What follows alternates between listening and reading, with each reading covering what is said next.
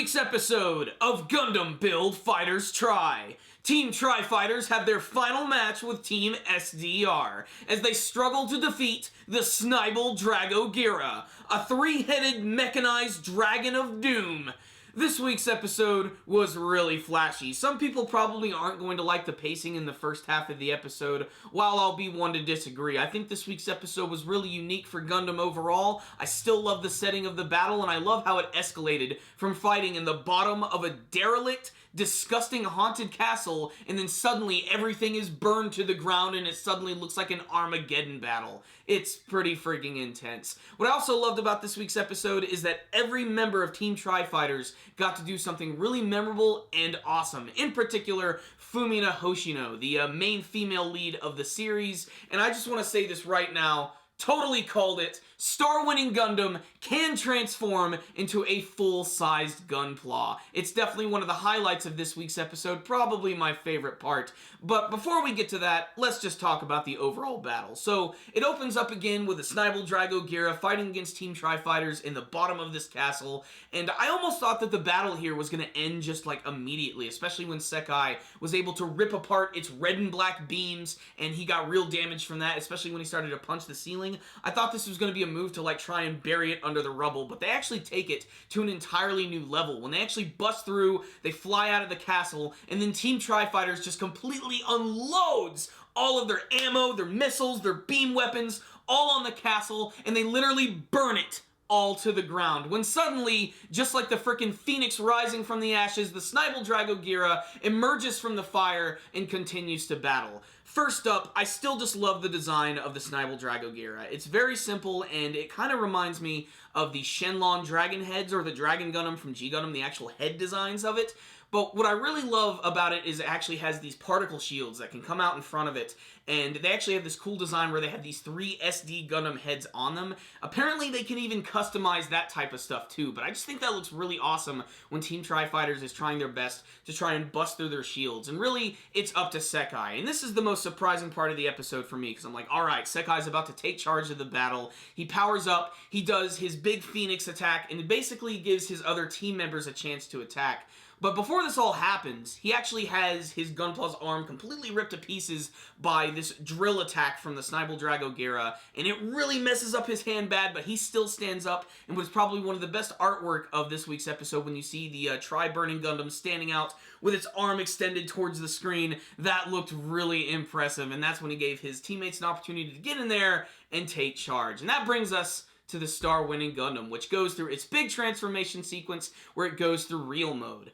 Like I said, it basically just looks like a bigger version of the Star-winning Gundam, but I particularly love all these weird gears that it has all over its body, which start to turn, and all of this light starts to come out of its body in these beam weapons, and it even has what I think might be my favorite attack of the entire series, which is the winning beam. It actually comes from its crest on its head, and it fires in a W right through the Snibal Drago Gira, and even leaves the imprint of a W, where it slowly crackles and explodes out of its back in what might be one of the coolest attacks of the series. But it gets even better, because suddenly the Star-winning Gundam starts flying towards the Snibal Drago Gira, then the Lightning Gundam blasts off the 2 other heads, and then it has one last-ditch move where it tries to take out both of them with a big beam, and then suddenly, the Star-winning Gundam in real mode slams right through the attack. All of its armor is burned away as it flies through the fire with its big, massive-ass plasma sword and just slams it right into the head of the Snibal Drago Gira. It's at this point of the episode where the lesson comes into play. Basically, the whole lesson of this week's episode is if you're going to be in competition or in sport, you should be doing it for the thrill of it. You shouldn't be doing it just to win it, for revenge. And that's exactly what Toshiya of Team SDR is trying to do. He's trying to get revenge against the Gunpla Academy for being rejected by them. And I especially like that cameo from the Gundam Alex from 0080 War in the Pocket at the very beginning of this week's episode. That was one of the Gunpla that he actually built. And there was a scene where Fumina was talking to him right before he was destroyed, where he had this like old flashback where he was with his brothers, and they still had their SD Gundams, but they were much more highly customized than they were now. They were less militaristic and just made to win. You could see that they actually reflected their personalities, and they had a much larger love for Gunpla, just for the sake of loving it back then, where over time it turned into this revenge mission to try and win the tournament and take down the Gunpla Academy. But the end of the battle is there. Star-winning Gundam freaking just cuts right through the head, does a badass pose, explosion, Team Tri-Fighters have won, but Sekai is going to have to be hospitalized.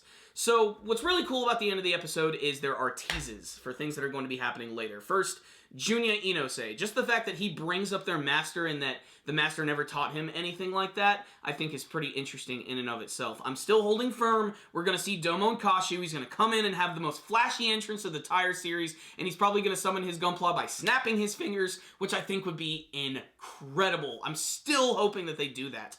But the other part of this week's episode that is awesome is that Yuma actually meets up with his sister China at the airport because she has a delivery for him directly from Sei Iori. And it's this amazing Gunpla case which is filled with these extra spare parts for the Tri-Burning Gundam. And it's definitely a customized case. There are spots for every single piece, and this is going to be really useful for them, except at the very end of this week's episode, in the post-credit scene, it looks like Yuma is actually getting accosted by some goons who may or may not be with Junya Inose. He's hiding behind a tree, and that happens a lot in this week's episode. There's a lot of characters in the show that are very ninja-like, and kind of like the butler from Mr. Deeds. They're always just appearing out of nowhere. There's a scene where Sekai's at the hospital, and Fumina is there, and then suddenly Shia just appears out of nowhere, and basically she's just one-upping and sizing up Fumina for the battle they're going to have and getting everybody all excited for that. And even Lady Kawaguchi's hanging out behind a corner just listening the entire time. These people are ninja-like. I don't know how they do it. So what's the rundown on this week's episode of Gundam Build Fighters Try?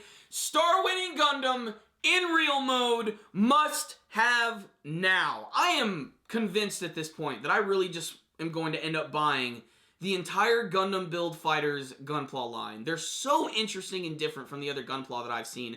And just that there is an SD Gundam that can actually transform into a full-sized one, that is so freaking unique. And I don't even know if that's a new thing, but I've never seen a Gunpla do that before.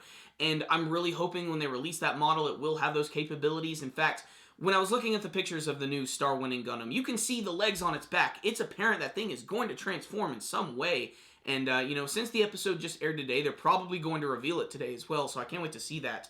I've already said it before, one of the biggest gimmicks of Gundam Build Fighters Try is the transformation sequences. Almost every battle so far, there's been like a big transformation sequence with the characters, whether they're combining or turning into something else. Otherwise, I think it's really cool. The battle this week, though, I thought was really good. It's been one of the biggest, probably the most major battle in the series so far, considering that it expanded 2 episodes. And I still love Team SDR, despite the fact that they're a bunch of little Huey, Dewey, Louie assholes. But I love the Snibal Drago Gira. I love that it could take so much damage, even after the castle literally crumbled on top of it, and it just erupted out of the ground, looking so awesome and menacing. The entire setting for this battle was really awesome. I love how it evolved from the dark, dank castle, and then suddenly there's just fire all over the place. It was just, it looked really cool. And like I said, I love the fact that every member of Team Tri-Fighters got to do something cool. You know, it wasn't just the Sekai Kamiki show this week. I mean, he got to do some cool things, and, you know, just the fact that he opened up the winning road for them. I actually really loved the effect of when they did the Phoenix attack. When it actually hit him, you could see the fire streaks coming off the Snibal Drago Gira, and then suddenly it just cracked and started to break apart. I thought that was really cool. But Star-winning Gundam Real Mode, just, that was so cool. You know, I'm a sucker for big transformation sequences from multiple angles with lots of flash. Just, that really got me excited, and just, I'm just really glad that happened, because that's exactly how I predicted that this battle was going to go down. You know, I was hoping that it was going to transform into a real Gundam, but I figured that since this was a battle against a team of SD Gundams, that it would be absolutely perfect for Fumina and the Star-winning to finally show off their big special ability. If there's only one disappointment I have, it's that I wish Yuma had something a little more flashier to go along with their abilities. You know, his Lightning Gundam hasn't changed too much, aside from the fact that it's just a big arsenal and it just has a ton of firepower. You know, and of course it can transform into a plane, but I want to see a little bit more from him. But I really don't even think we've reached, like, the big Yuma episode yet. I mean, that's definitely going to be Yuma versus Minato. That's going to be insane. But what really surprises me is that the next episode, they're already getting into the Junya Inose stuff, which is really interesting. They're already going to be battling, which is going to be an intense reunion for both Kamiki and Junya himself. And if they were ever going to introduce Domon Kashu or his weird clone-esque character into this series, that would be the episode to do it. If only for the fact that it's actually going to involve their school, and it would be a perfect opportunity for him to jump in at the very end of the episode, or even in a post-credit scene All I know is I'm excited. This week's episode was great. I really loved it. I think there are parts where the artwork and the animation could look better. This is not a perfect series. Despite that, I still think this week's episode was incredibly exciting and had some amazing moments going for it. I love the setting of the battle. I love the Snibal Drago Gira. Real mode star winning Gundam is the shit. Sekai is a badass, and I love the tease with Sei Iori at the very end of the episode and the next week's episode. It's going to be great. So I'm still going to give this week's episode a 5 out of 5. I really loved it. I could dog it for the bad animation, but watching it the entire time, I really wasn't even thinking about it while watching it the first time. I was just like, this is just fun. This is just good, badass, mechanized anime action that you should check out if you're a fan of the series. Whether you've been following Gundam Build Fighters Try, or you're a casual fan of the Gundam universe. So check it out, guys. Pretty good stuff. Thank you guys for watching my review. If you liked this video, please give it a thumbs up and like the video. And before you guys leave, please tell me what you thought about this week's episode of Gundam Build Fighters Try. Did you have a favorite action scene, a favorite gunpla that made an appearance? What gunpla do you want to see in this series, and what do you want to see from the rest of Gundam Build Fighters Try? Remember, guys, if you have not subscribed to our channel, you can do that by clicking on our channel icon right up here. You can also follow us on Facebook and on Twitter, and make sure to check out the 3rd episode of our brand new podcast, the Powerful Nerdcast, at the very end of this video. Thank you guys for watching. Super Kami Guru 9000. Out.